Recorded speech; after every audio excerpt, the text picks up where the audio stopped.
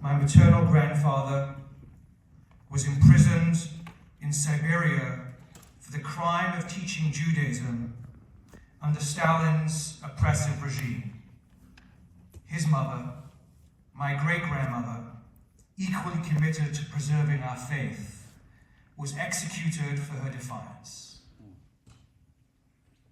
Their stories remind me the incredible cost of religious liberty and the sacred duty we all share to protect it.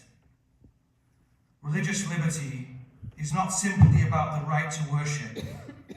It is the foundation of a truly free society. With it, and without it, human dignity is diminished, and history shows us that societies that suppress faith inevitably descend into tyranny.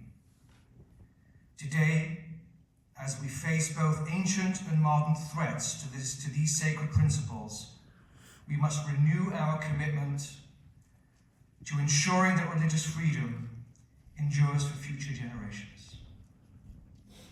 The story of the Exodus reminds us that the suppression of religion has always been a tool of tyranny. Moses first approached Pharaoh. His request was simple: let my people go so that they may serve God. Pharaoh's refusal to let the Israelites go was not only about keeping his labor force, it was about denying them their spiritual freedom. He feared that allowing them to worship would give them hope, dignity, and a connection to a higher authority than his own. The same strategy played out across history. During slavery in America, enslaved peoples were often forbidden to gather for prayer or for worship, and through diminishing literacy, access to the stories like the Exodus were deliberately curtailed. Slaveholders understood that faith could ignite a yearning for freedom, just as it had for the Israelites in Egypt. Yet in hidden places, hushed harbors under the stars, and whispered hymns in the fields, enslaved peoples reclaimed faith. They found religion as a source of resilience and a vision for a better future, proving that even under the harshest of oppression, the human spirit, guided by faith, cannot be extinguished. This Exodus teaches us, the story of the Exodus teaches us, that true freedom is not simply the absence of physical chains. It is the ability to serve a higher purpose, to connect with something beyond ourselves.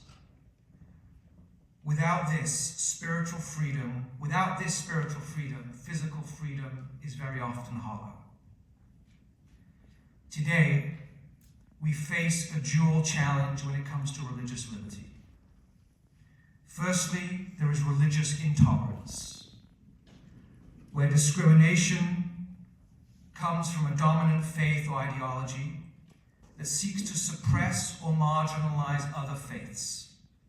This can lead to violence, discrimination, and to the erosion of a pluralistic society. Second, there is intolerance of religion itself.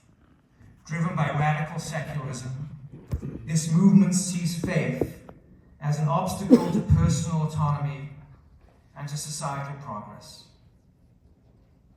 But this ideology misunderstands what freedom really means. Freedom is not the absence of restrictions. It is the ability to choose what is right.